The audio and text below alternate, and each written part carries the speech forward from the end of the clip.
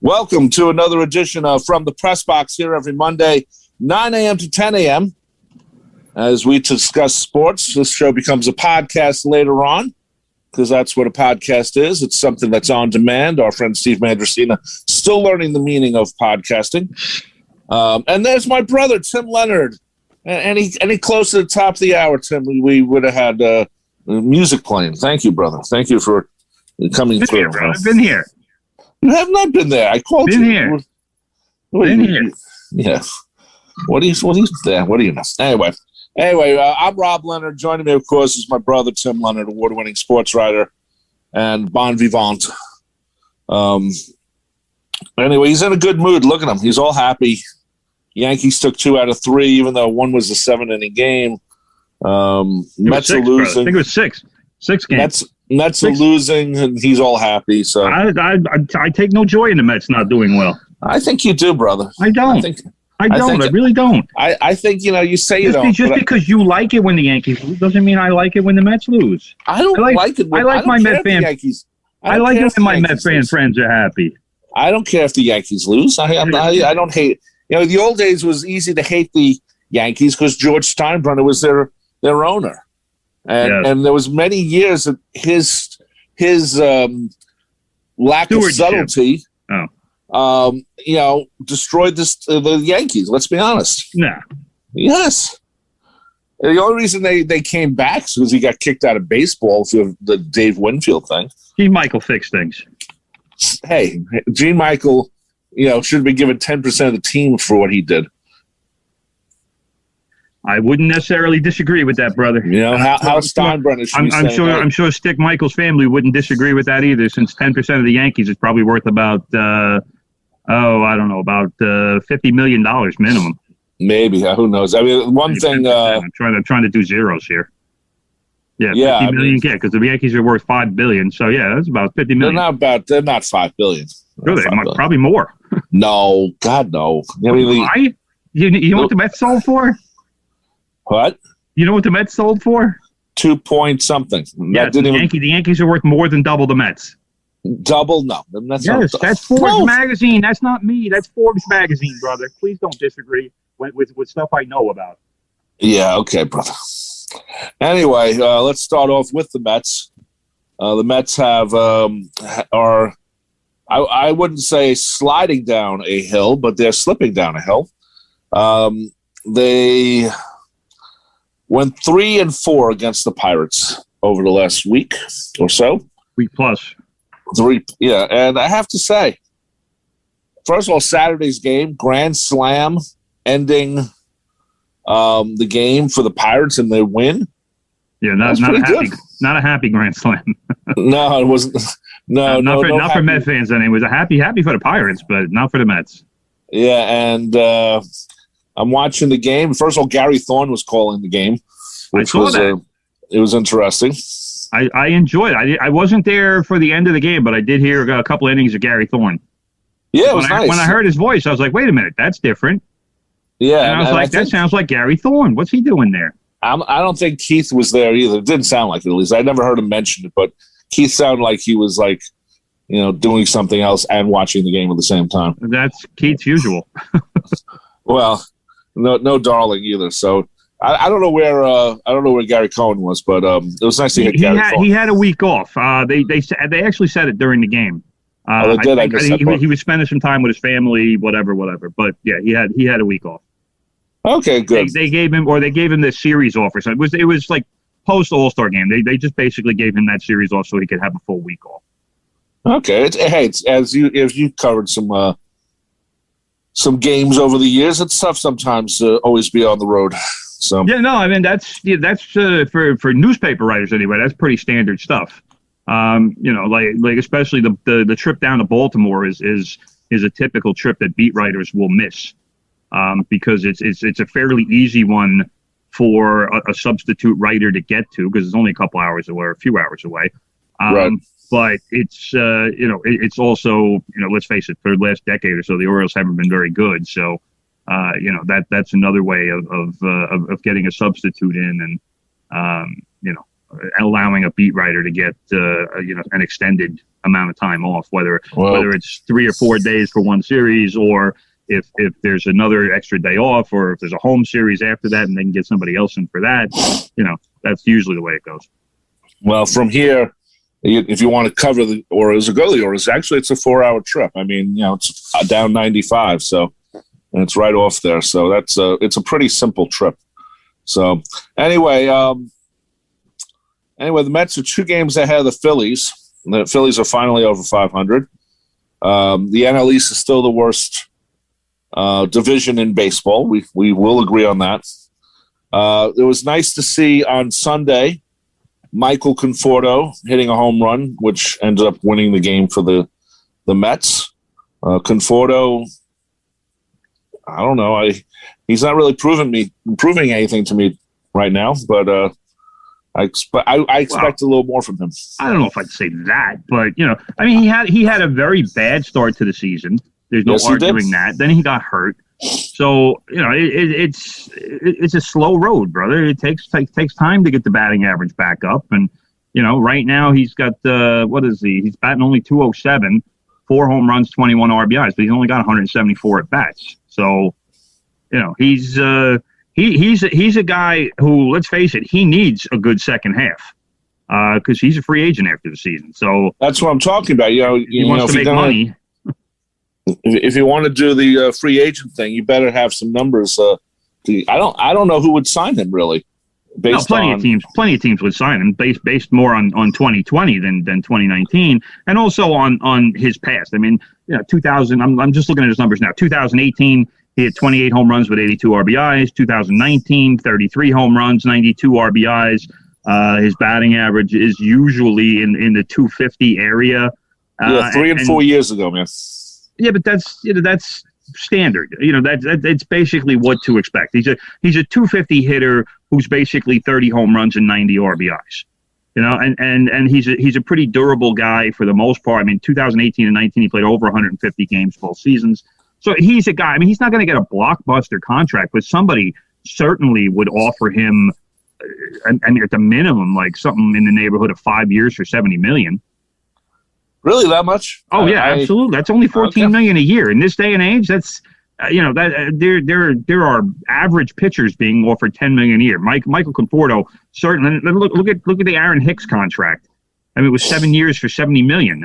I'd take Michael Conforto over Aaron Hicks in a heartbeat, especially with the way Aaron Hicks keeps getting hurt. But right. Conforto, I mean, Conforto he's not a superstar, but he's a pretty good player. He's a guy I wouldn't mind. He's not a guy who's necessarily going to win you a World Series, but he's certainly not going to lose you a World Series. Nobody's going to look at him and say, "Yeah, that's a weakness. We need to strengthen that spot." Well, that's a good point. I agree with that point. But I just, what? I've wanted him to be a better hitter as much as he has the power. I've wanted him to be a better hitter all this time too. So. Yeah, but he was last year, but that was a bit of an outlier. I mean, Michael Conforto batting .322 last year was an outlier. He's not that good of a hitter. No. But, can he be? I mean, it depends on the approach guys take. Most guys these days, they want to sell out for power. They're all about launch angle and that kind of thing. But if you want to turn somebody into more of a singles hitter and a guy who uses the whole field, they'll hit for more average, but the home runs will drop. So it depends on what kind of hitter. I mean, a perfect example of that is a guy by the name of Mike Moustakas, who's now playing for the Cincinnati Reds. He used to be with the Royals. You probably remember him from the World Series when the Mets lost to the Royals. Sure. But he was a guy who the Royals wanted him to hit 35, 40 home runs. And his batting average during those seasons was in the 230, 240 range. And then there was one season where he just came out and said, you know what, I'm not going to sell out for power anymore. He wound up hitting 290 or 300 that year. So the home runs were down, but everything else was up. But it reminds me of a little bit. It reminds me of Dave Kingman. His average was never great, but he had homers. He couldn't hit. He was a classic run into it. Every week he'd run into 2 or 3, maybe or 1 or 2 balls. He'd hit a home run, and then he'd justify. He'd hit 35 home runs or whatever it was, and people would say, "Oh, Kingman, he's a middle of the order guy." Well, no, he wasn't. He was a 200 hitter. Maybe 210, but that back then he could hit 35 or 40 home runs, and that was back then. That was a rarity. Nowadays, it's nothing. It's amazing how things change, because nowadays with his weak average, they might have given him a little more. King would have fit in today's game perfectly. Yeah, absolutely perfectly. Of course, his batting average these days would probably be about 180, because with the shifts and everything, he never hit a ball to the right side in his whole career. That's true. Unless it was an accident, unless he just sliced one or hit it bad. But he couldn't even hit the ball to that side. Nowadays, I mean, you'd have 3 infielders between short and third for him. It wouldn't even be nobody would be around second base. They'd be between short and third. They'd be within 10 feet of each other, because all of his everything off his bat went in that direction. I wonder whatever. I wonder I don't know what he's up to, but I do remember as kids, brother, we got his autograph. Yes. Autograph at East River Savings Bank. So I do remember that, and he seemed very happy to be there. No, he wasn't. I thought he was. The only thing he wouldn't sign Kong. Remember that was his nickname? I mean, who wants that name?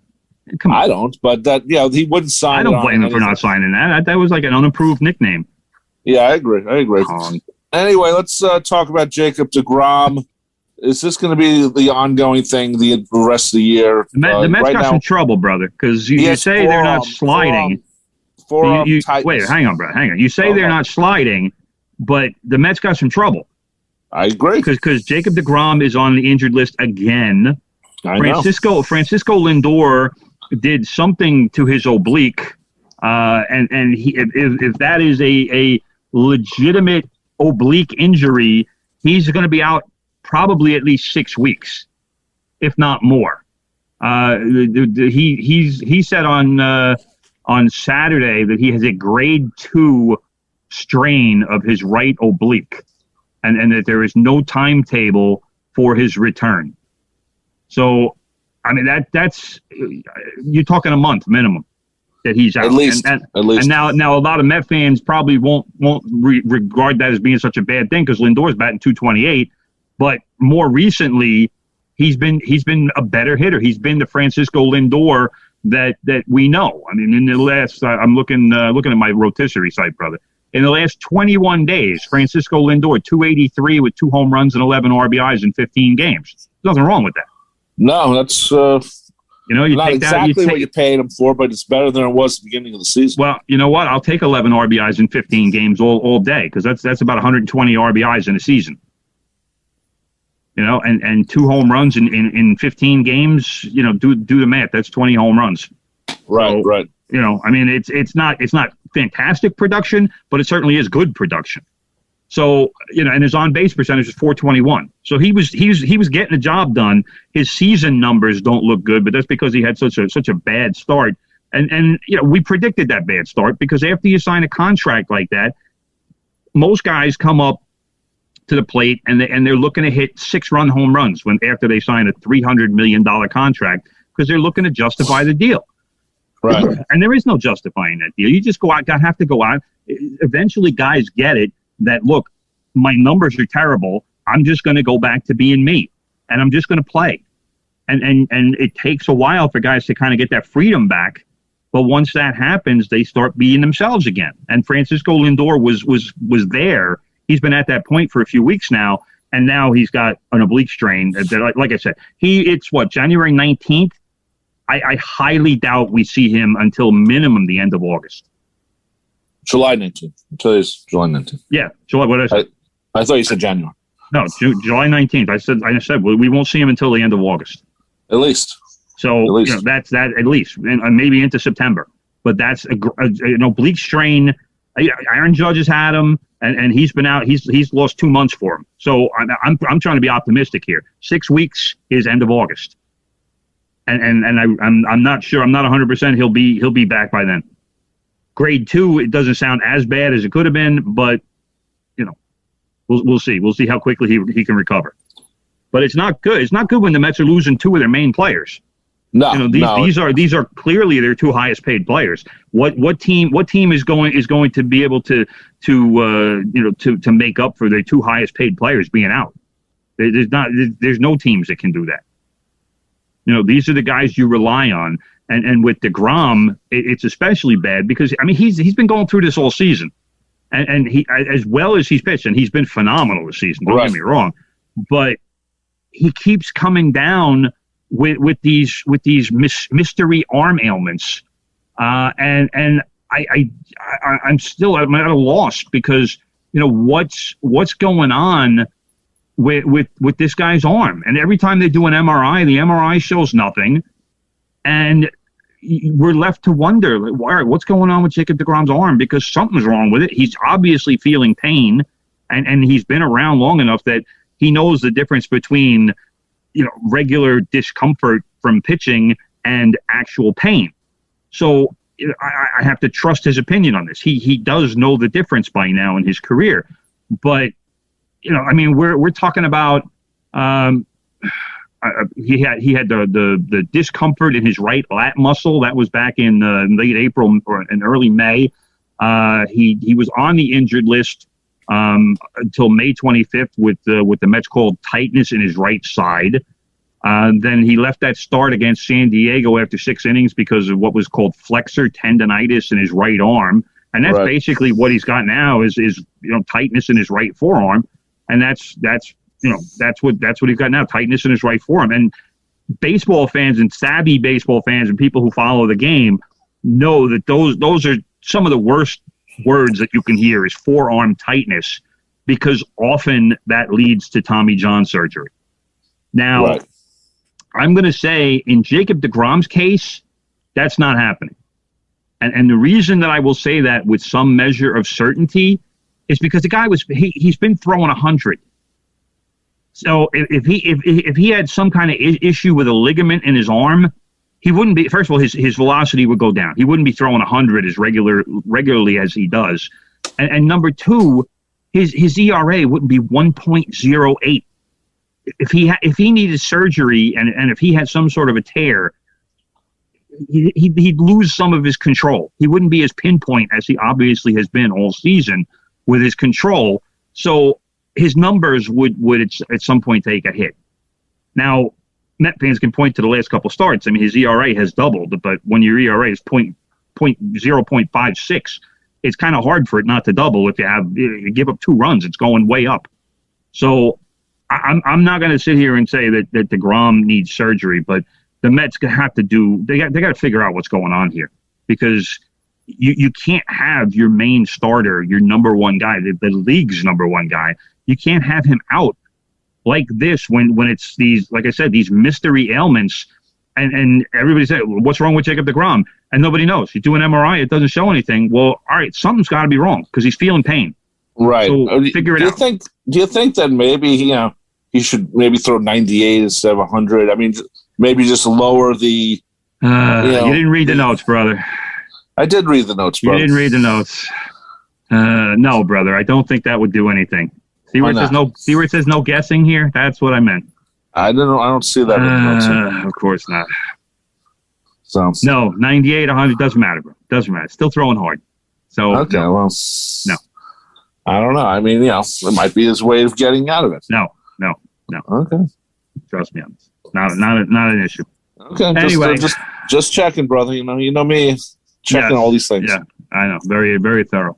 Anyway, the Mets, they are 48-42, like you said before, 2 games ahead of the Phillies, who finally became the second National League East team to get over the 500 mark. It was a mighty struggle, but they finally are there. The Phillies are 47-45, and who are the Phillies playing this Tuesday and Wednesday, brother? They're playing those Yankees. Met fans going to be rooting for the Yankees. Just maybe. See the big smile on my face, brother? See the smile? Yeah, I see it, brother. I'm loving it. Let's go, Yanks. Let's go, Yankees. All right. All in New York, rooting for the Yankees on Tuesday and Wednesday. That's I right. love it. I love the unity, bro. I'm loving the unity. You love it. You love it. You love when Met fans and Yankee fans come together. Absolutely, bro. Absolutely. It's almost like the same as when Yankee fans and Red Sox fans come together. That doesn't happen. To cheer against someone, It doesn't happen. It wouldn't be to cheer against someone. If the Mets were to play, if the Mets were to play the, if the Red Sox were to play someone that they were losing to or something, and the Yankees picked up on it, might be good. It's an almost never happened situation, brother. Somebody would have to be playing China for the Red Sox and the Yankee fans to root against dogs China. and cats living together. That's the equivalent. Exactly, brother. Exactly. So anyway, and also, bro, something to point out: the National League East is the only division in baseball in which the Mets would be in first place. Well, that's not a surprise, brother. You know, it's the worst. I did some looking. The best that they would be in any other division is second place, and they would actually be in fourth place in the NL West. So NL West is fortunate placement. God. It's a good division. You think about how only a few years ago it seemed to be the opposite. You know, it was the Dodgers and everybody else was garbage. Yeah, but the NL West is getting a boost from the San Francisco Giants, because nobody expected the Giants to be nearly as good as they are or they have been this season. Right. The Giants are still in first place in that division, which nobody expected. Everybody expected the Dodgers and the Padres to have a knockdown drag out, and the Giants are the ones who managed to hang on to first place. Yeah. So good for the Giants, man. The pitching has been outstanding, unbelievably outstanding. So anyway, the other thing that I want to talk about with the Mets, brother, because it was pretty fun. And you knew we weren't going to get out of this without talking about what happened on Sunday. I don't know what you're talking about, bro. Of course you don't, brother. Because you want to ignore it. You want to ignore the funny and the Mets being embarrassing. Not me. I'm always looking at, you know. But here's what happened. First of all, Mets All-Star pitcher Taillon Walker, who I am a big fan of. I've spoken. I have heaped praise on Taillon Walker many times this season. Yes, you have. And I thought he was a great signing for the Mets.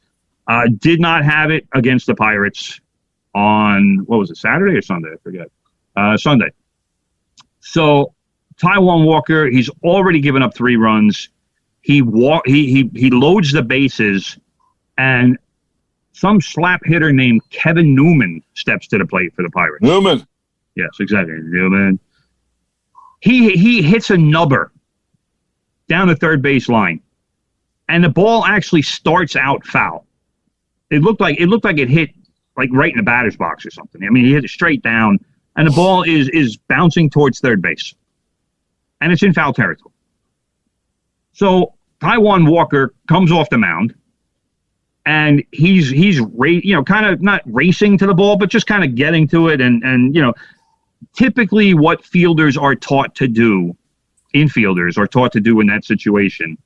And it's usually the other way. It's usually a bunt, maybe. It starts fair and it goes foul. And as soon as the ball goes foul, you're told, slap it. Slap it foul, pick it up, do something. But don't give it any kind of chance to roll fair.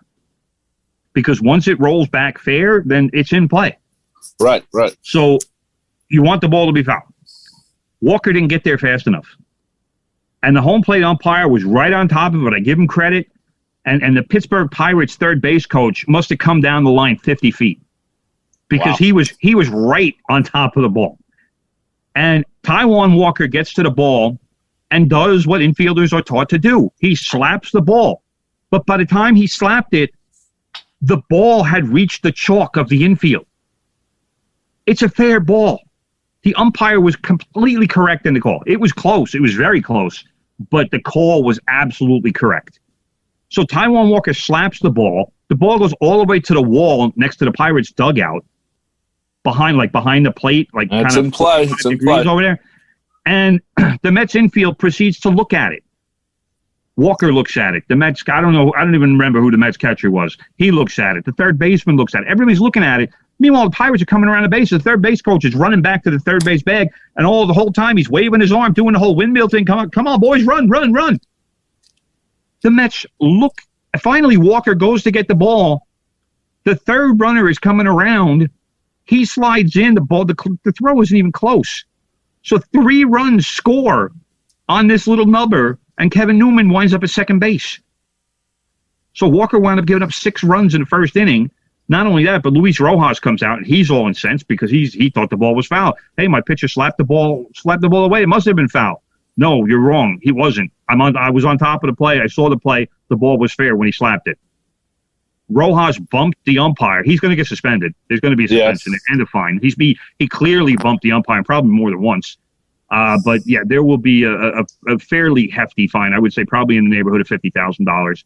And Rojas likely will get suspended for 3 games. But everything that happened, it was correct. But what the only good part about that for the Mets is they wound up winning the game because of Michael Conforto's home run. Yep. So what otherwise would have been an embarrassing moment, and I said this as soon as I saw it. If you remember, in 1998, Chuck Knobloch. I remember that. Yes. Play in the playoffs where the ball, I think it hit the runner or something, and Knobloch is pointing at the umpire and just standing there, and actually he actually blew a bubble with his gum, and he just sat there and pointed at the runner and looked at the ump and kept pointing at the runner, and it's like, Chuck, go get the damn ball. Meanwhile, the run scored, cost the Yankees a game. And it was such an embarrassing bonehead move, but that's basically what the Mets did here. They let 3 runs score because nobody would go get the ball. Worry about the play that's going on before you want to start yelling at people. Just to let you know, I wasn't ignoring it. Just to let you know. So when are you talking about? I wasn't ignoring the play. You said I was ignoring it, before, but I wasn't ignoring. I just was going to move on to something else. Very embarrassing play for the Mets, and it's going to be on every year-end baseball video. Yes, it will. As the Scooter used to say, brother, the Mets pulled a rock on that one. Yeah, well, all I know is that they won the game, and that's takes away some of the embarrassment of it. Let's put it that way. Takes away some of the stings because now they can laugh about it. Now they can say, hey, look at the dumb play we made. You know what? We won. Who cares? Yeah, it's funny because Rojas is probably going to get suspended, and on Facebook I'm on a couple of Met pages, and it's just like I'm almost ready to quit them all because it's so like anti-Rojas. He's got to go. He's there in first place. What else do they want? I know, and it's just you wish some people would just shut up. There's nothing to write bad right now. They're still in first place.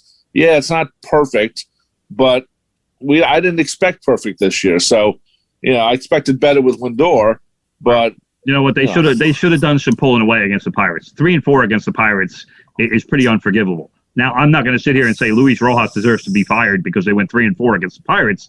Right. But really, they should have gone probably about 5-2. I mean, the Pirates are a bad team. They are. I wrote their record down. What are they? 36-57 or something like that.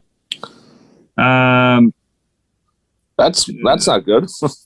I wrote it. I remember writing it down. They have a great park. I have to say they have a really. I've never been there, but I'd like to go to their park. Oh yeah, 36-57. That's not good. I'd like to go to their park. I've never been there. Did I go there or did we go to Three Rivers? I don't remember because the only time that I was there that I remember was that time where I went in the 90s with the Troy Record guys. Right. I'm pretty sure I went to Three Rivers. I think they were in the process of just getting the thing built or something or about to start building. I don't think I've been to the new one because I would have remembered that. It's supposed to be a really nice ballpark. Oh, it looks beautiful. Yeah. Anyway, let's talk about the Yankees, brother. Oh, first of all, let me take a break here. You're listening to 90.3 WHPC, the voice of Nassau Community College, from the press box right now, every Monday, 9 a.m. to 10 a.m., and this becomes a podcast later on at many places, but the latest one is Odyssey, AUDACY.com, and you can find us on Spotify, the iHeartRadio app, TuneIn.com, and also nccradio.org. Anyway, the Yankees, brother, COVID-19. I thought they were all taken care of. But the people actually were hit, were vaccinated. So, well, we're assuming they were. The Yankees have had 85%. Yeah, of the people. Well, what was being said, and nobody has confirmed this, but what I heard and what I read was that Aaron Boone apparently said that one of the hitters who is now on the COVID list, and that is Aaron Judge, Gio Urshela, and Kyle Higashioka. One of those three is unvaccinated. Wow. Now, if it's Aaron Judge, me and Judge are going to have a problem because that's idiotic.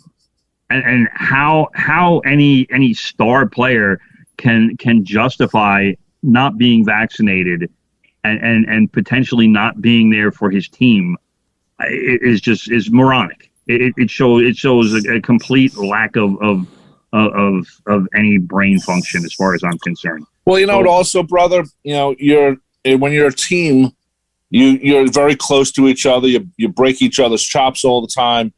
You would think that you would just get it, just even if you didn't want it or didn't believe in it or you were scared of it or whatever. You would think that the other players' pressure, even if it was good-natured, would say, "Okay, I'll get it." Obviously, he didn't, or whoever the person is. It's one of them. Yeah, I'm not going to sit here and criticize Judge until I know for sure. But like I said, Boone said one of those three did not get vaccinated. So and yes, the Yankees were at 85% before any. They were the first team in Major League Baseball to get to 85%. Now, the significance of the 85% was that was the vaccination threshold that Major League Baseball was using to lessen the coronavirus protocols, which allowed them to forego mask use in the dugouts and the bullpens, and kind of relax things a little bit, because they figured with that high a rate of vaccination that they would have the herd immunity and nobody would get COVID. Well, obviously that's not the case, because right. This is the second time the Yankees had a COVID outbreak. The first time, you remember, it was mostly coaches, and Phil Nevin, the third base coach, wound up being in the hospital for 3 weeks. So wow. Imagine if he hadn't been vaccinated. Phil Nevin might be dead right now. Probably. That's three. The vaccine is supposed to keep you out of the hospital. So if Phil Nevin had the vaccine and still was in the hospital for 3 weeks, that's he had a bad case of COVID. That's for sure. But that is the Major League Baseball had said in its last announcement, which was about a month ago, on June 25th, said that 23 of the 30 teams had reached an 85% vaccination rate among what they call tier 1 individuals, and that's players and on-field staff. Now, the Red Sox were not among them, which is, again, ridiculous. Get vaccinated, Red Sox, you clowns. But that, this is the stuff. We're dealing with this as a society in general. And I don't understand the whole hesitancy about getting vaccinated when it's been shown it reduces the damage that COVID can do. And if you look at the Red Sox, Eduardo Rodriguez, the pitcher on Friday night, who won the game, he had a heart condition last year because of COVID. If any team should have a reason looking at him right in the face to get vaccinated. Right. Hey, here's your teammate who had a heart issue and they weren't sure if he was ever going to pitch again. Here's this guy right in your dugout. Right. No, I agree. I don't understand why people haven't gotten the shots. I know people who haven't. So and it's their reasoning doesn't make sense. Oh, it hasn't been approved yet, blah, blah, blah, which is true. But, they're the same people who say, well, we shouldn't have government involved in our lives.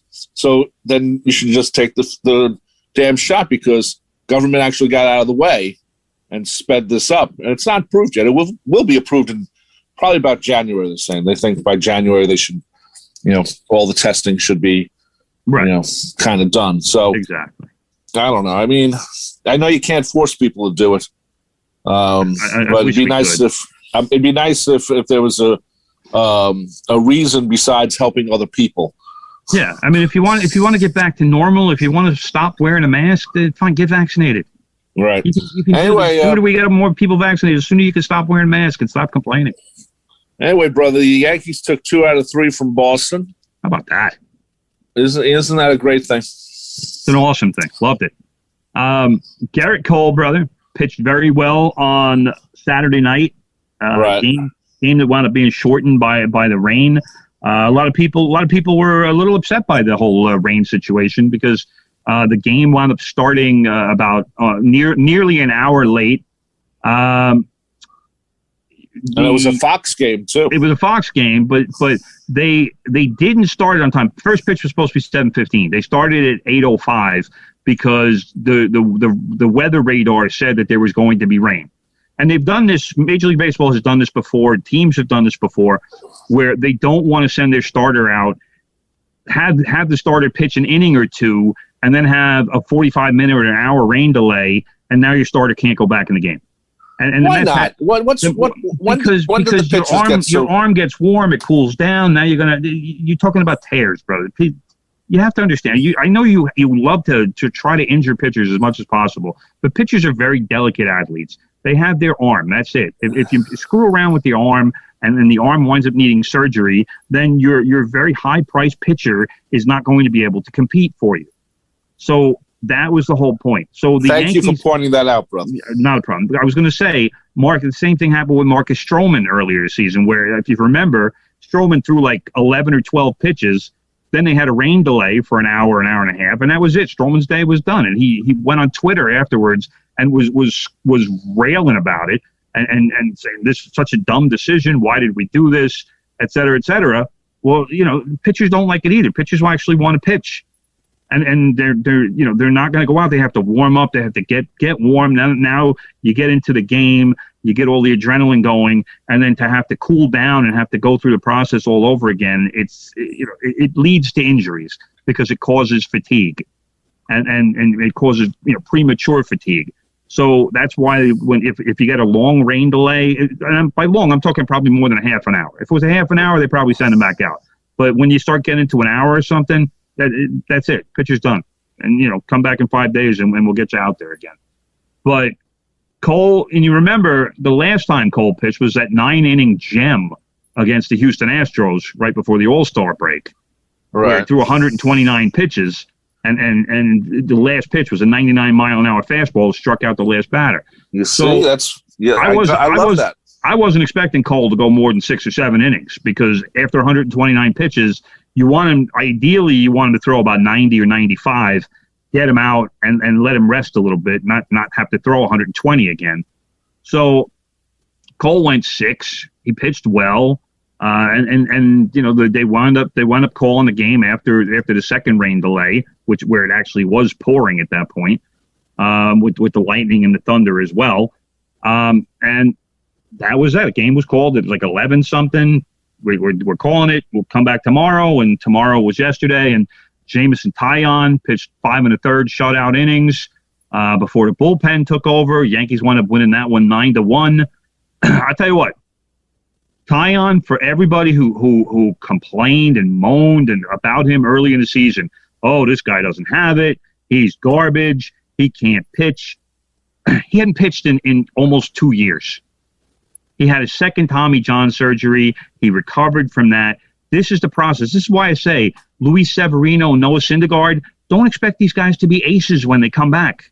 It takes a while to get into the whole game shape and game pitching, get back to the routine, and really that's when you can work out your arm and do weights and all kinds of rehab activities. But until you get back into Major League Baseball games and feel that adrenaline again, your recovery won't be complete.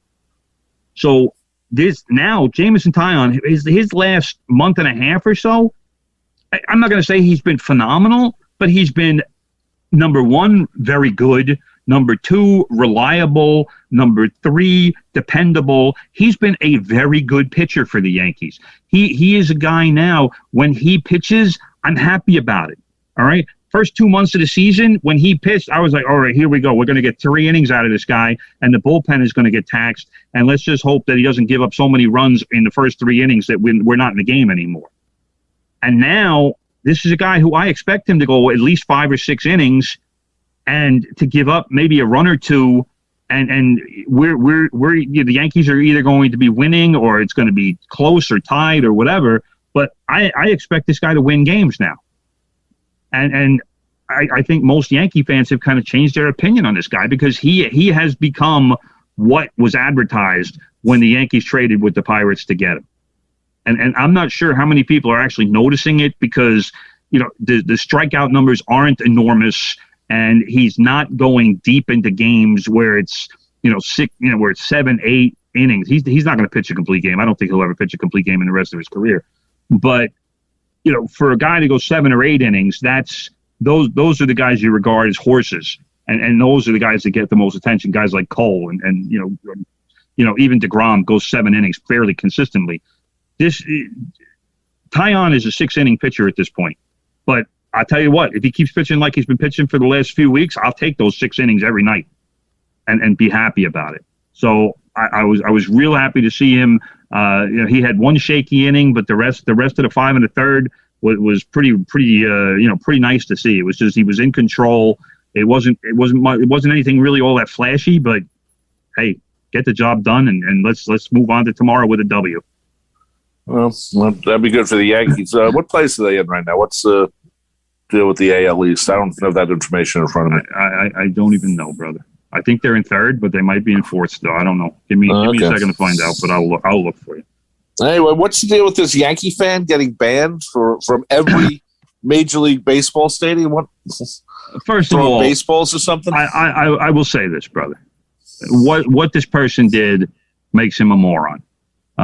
Yankees are in 4th place. They are a game behind the 3rd place Blue Jays and 7 games behind the Red Sox. Okay. This banned for MLB for life. He threw a baseball that hit Red Sox left fielder Alex Verdugo in the back during Saturday's game.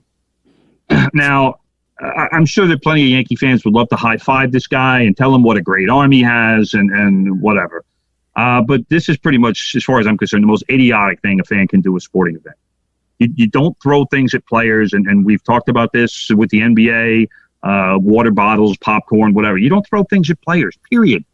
You don't do anything that will interfere with the game, period. All right?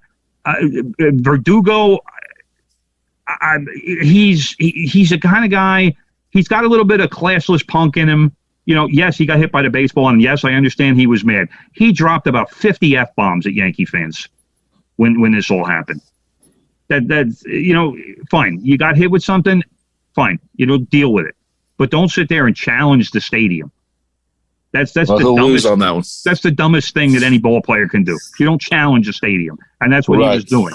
Now, that being said, he's also a decent guy because the ball that was actually thrown back at him, he was throwing that ball to a kid in the stands, and the guy who got the ball, he actually intercepted the ball as it was going to the kid.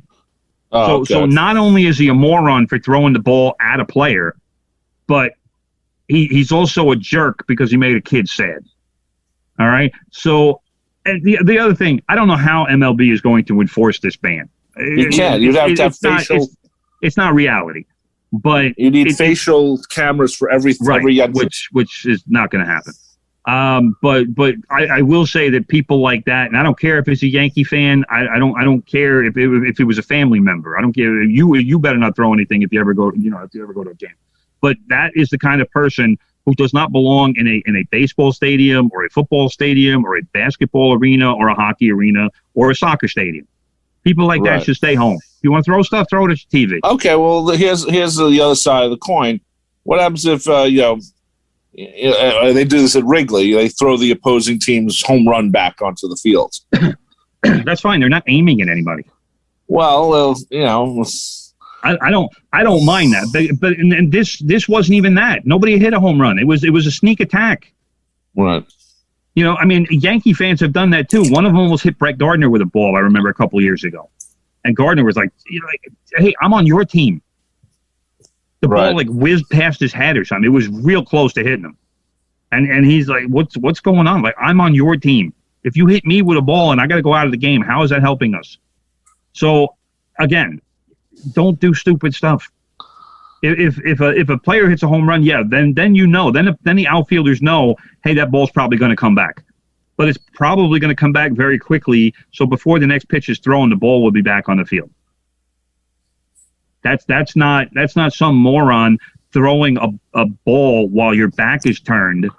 Right. And like I said, hell of an arm to hit him and accurate, but it is the ultimate moron thing to do. So no, I agree. Anyway, let's continue. The NBA Finals still going on. Bucks 3-2 over the Suns. Do I remember last week, or was it 2 weeks ago? Last week, brother. Another Tim Leonard prediction that came true. Brother, it's almost. I'm almost getting tired of being right all the time. Well, that's not really. That's not really. Just on this show, brother, but in life. You're always right. I'll say not really, because I consider it a service to the listeners. And if they listen to me, they will know. They will know what's going on. But I said it at the very end of last week's show, brother, because the Bucks had just won Game 3, and we really didn't have enough time last week to talk about it. But the series at that point was the Bucks were trailing 2-1. Right. And I reminded the listeners, the ones who stuck with us all the way through to the end, as they should, that I reminded them what the Bucks had done to the Nets, and not to crown the Phoenix Suns as the champions. Where's Dennis Green when we need him, brother? Remember Dennis Green? Crown him. No, I don't remember. You don't remember? All right, that's a football thing. But what happened? Okay, the football coach. Yeah, man. We crown their ass. He was talking about the Chicago Bears way back in the day. But so what happens with the Suns and the Bucks? Well, the Bucks win Game 4 just like they did against the Nets. So now the series is, hey, the Suns took care of business at home, and the Bucks take care of business at home. That's the way it works in the NBA. So let's not be all stunned and crazy and, oh my God, it's tied now. What's going to happen? And people, then the people are kind of like, well, the Suns have 2 of the last 3 games at home, so the title is still theirs to lose.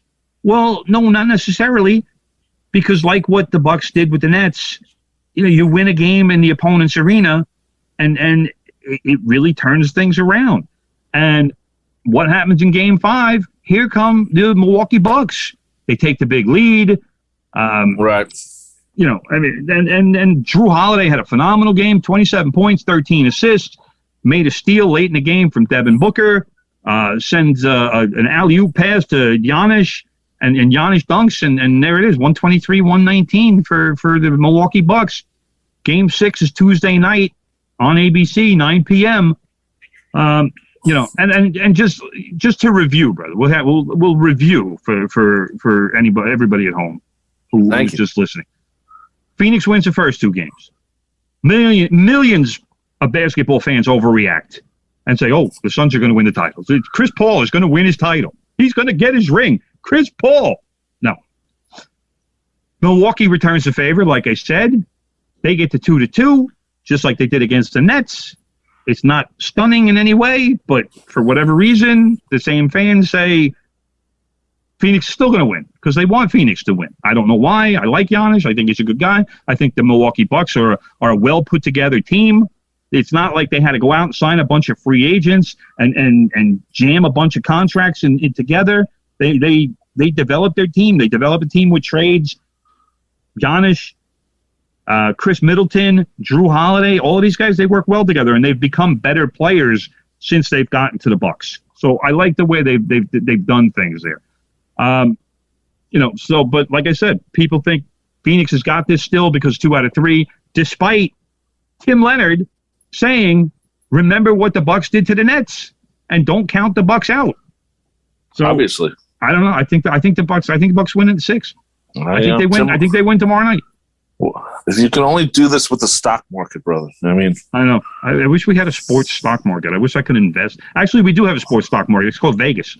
Right, and eventually when they make legalized gambling for sports in every state happen, there's going to be a lot of people losing their dinner money. So we need that day to come. We need that day to come so our listeners can profit.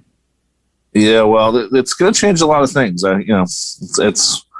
hope it doesn't, but I prefer not to have it. But at the same time, gambling is there, and it works in Vegas. I mean, look, you actually have sports teams in Vegas now, major league teams, and so far, it really hasn't interfered.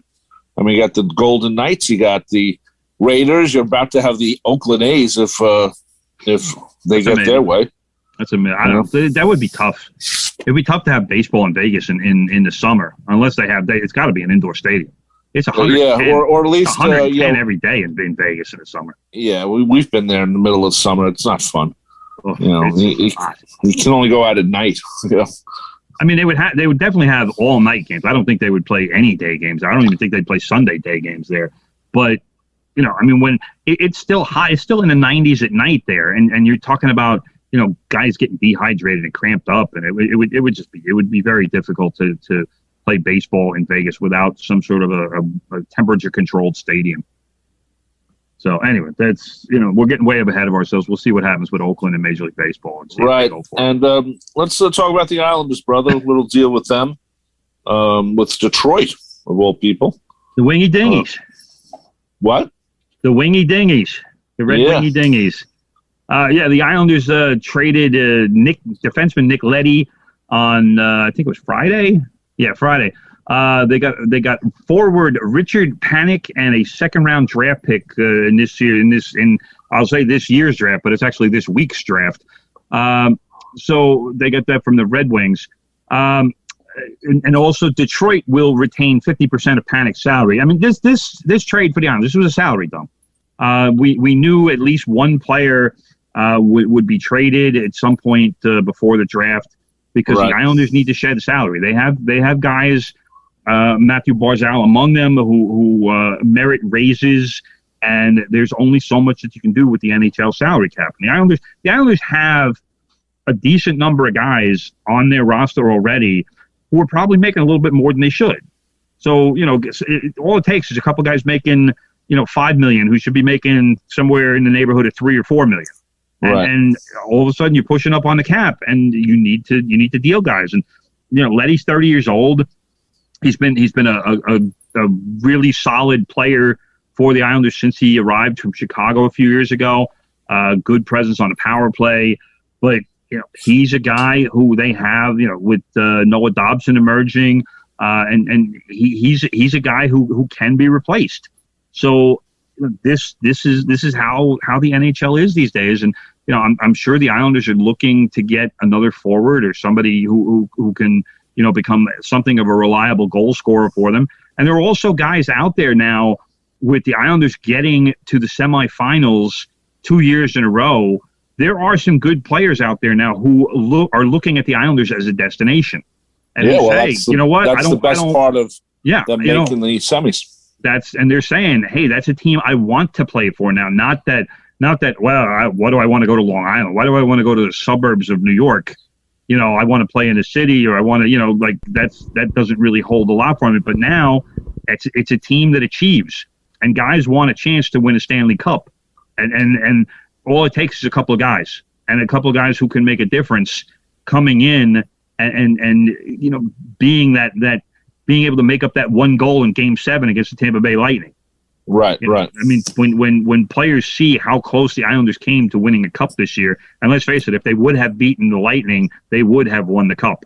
Oh, definitely. I don't think there's any doubt about that. So I have no doubt. That's where it is. That's where it is right now. But Leddy had 2 goals, 20 assists in 56 games last season. Like I said, fixture on the power play. Panik last season. He's also 30, by the way. Split last season between the Washington Capitals and Detroit Red Wings. Finished with 4 goals and 9 assists in 48 games. I don't know if this guy even stays with the Islanders for next season. It wouldn't surprise me if he either goes down to the minor leagues or is released or traded or whatever. I mean, I don't think he's a guy that's going to stick around, but we'll see.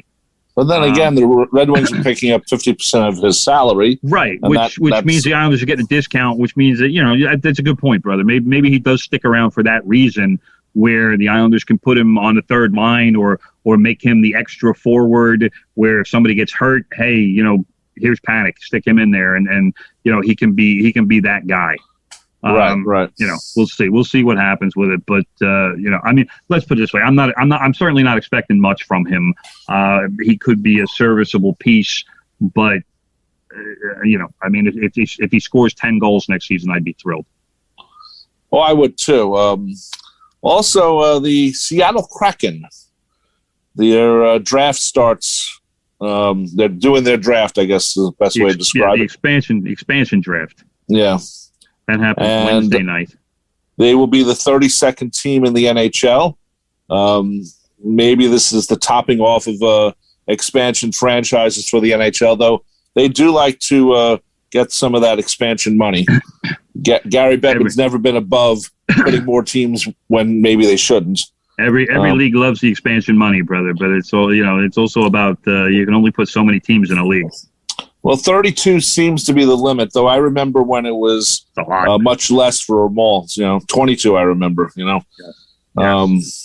One thing about Seattle Kraken, as we all know, brother, as our dad was in Palm Springs the last 10 years of his life. The Palm Springs AHL team is going to be affiliated with the Seattle Kraken, and they're going to have a minor league team in Palm Springs in the middle of. How are they going to keep the ice frozen? I don't know, but that would have been another reason to visit Dad in Palm Springs. There you go. But yeah, so I wonder who they're going to be end up picking. Ever since the Golden Knights won the Stanley Cup in their first season, you look at this draft as maybe we can do something if we're the Seattle Kraken. So you never know anymore. I mean, it's just kind of strange. I remember when the Islanders made the playoffs after 3 seasons in '75, and it was a big deal because they were an expansion team from '72. So now they go into they're winning Stanley Cups on their first go round. So, or could win the Stanley Cup because it's happened. So it's going to be fun to see who the Kraken pick and how they put their team together. So. Well, yeah, I mean, my concern with this is simply for the Islanders. I mean, there are some pretty good Islander players available. Right. I mean, if I'm the Kraken, I'm taking Casey Cizikas, and I'm not thinking twice about it. The only reason I can't see them taking him is salary. But we got a lot of guys here, a lot of regular forwards. Josh Bailey is on the list. Jordan Eberle is on the list. Yep. It depends on where they want to go and how they want to assemble a team, and how much salary is going to be a part of it, how much age is going to be a part of it, and if they go young, then maybe they go for Kiefer Bellows, who's a promising young forward, a power forward type. I don't think they'll go for somebody like a Josh Hosang, just because his shine has kind of come off of him a bit. Leo Komarov is another guy who's on the list. So, I mean, the Islanders more than likely are going to lose a reliable regular forward for them. We'll see where it goes, but the Islanders are definitely going to take a hit, for sure. The NHL draft also is this week, brother, Friday and Saturday. Right. That's going to be Michigan defenseman Owen Power is expected to be the first pick by the Buffalo Sabres. The Devils have the 4th and 29th picks in the draft, the latter coming from the trade with the Islanders for Palmieri and Zajac at the deadline. The Rangers pick 16th in the draft. The Islanders' first pick will come late in the second round at number 60, unless, of course, Lou Lamoriello manages to swing a trade to get into the first round. So, big doings in the NHL this week. We'll see. Yeah, it's going to be a busy week drafting and everything, so that's a great thing. We also should say we got a minute left, brother. The Olympics start this week. Let's hope that not many athletes get COVID or get tested for COVID. Brother. It's going to be this is one prediction I hope I'm wrong on. It's going to be a disaster. Yeah, Olympics with no crowds. There's COVID raging in Japan. This is such a mistake. And they really should have thought better about this or done better with vaccinations, because to have an Olympics with nobody in the stadiums, it's pointless. It's a made for TV event at this point. Well, you're right about that, but also the other side of the coin is that the athletes feed off the crowds, and plus the other thing is, do you feel involved watching it if there's no one there? I mean. The crowd makes the Olympics. The crowd makes the excitement. When swimmers are coming down to the line for the final seconds, the crowd roaring is what makes it an event. In a silent natatorium. How about that for a word, brother? I love that. There's not going to be a sound. It's not going to be the same. That just about does it for another edition of From the Press Box. My name is Rob Leonard. Joining me, of course, has been my brother Tim Leonard. We'll see you next Monday, 9 a.m. to 10 a.m. This becomes a podcast later on. Thank you for listening. Take care. Coming up next, Big Ed Newlands with Good Gold. Thanks to Sean Novat for keeping us on the air. And we'll take care, or you take care, and bye-bye.